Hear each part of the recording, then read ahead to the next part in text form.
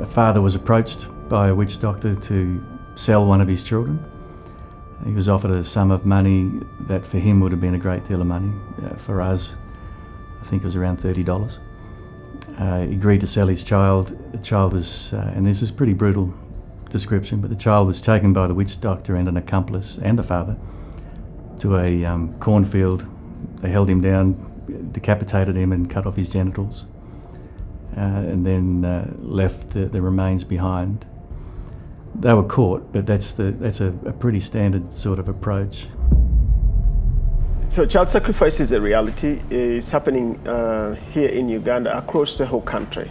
And what happens is children are kidnapped from as young as babies. So they mutilate their bodies, cut off their facial features like the ears, the eyes, they're poked. Sometimes noses, the tongues are cut off. And they use them in witchcraft concoctions with the belief that these parts are going to bring wealth, some form of protection. It's happening everywhere. It's a large scale. Unfortunately, most of them die, and the few that survive.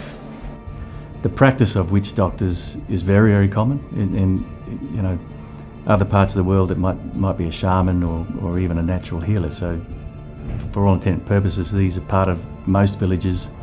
It's where a villager would go to for all sorts of ailments and concerns. So, it's not like these witch doctors are hidden away in the backdrop somewhere and they're sort of mystical. They're everywhere, and only there's a handful of them that do this sort of stuff.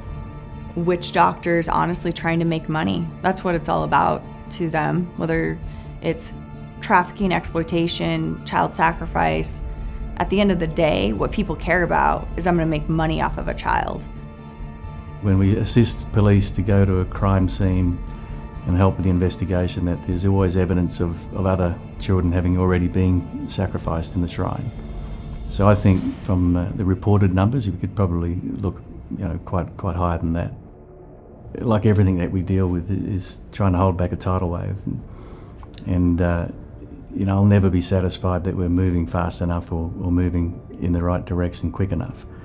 But we're certainly on the ground trying to do our best. You would think that the issue would be decreasing with situations and cases like child sacrifice, but we've seen an increase in this situation because the increase of children that are going through this has to have some type of an awareness to the country and awareness to the world that these are real children. This is actually happening to these kids.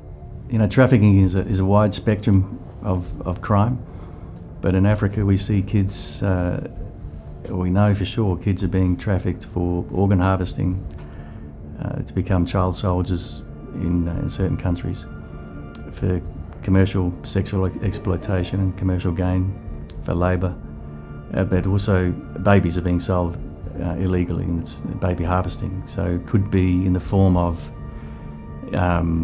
hospitals that receive newborn babies from mothers that can't look after them, and then selling them informally, or in this case could be a ring specifically, gathering pregnant women to have babies so they can sell on.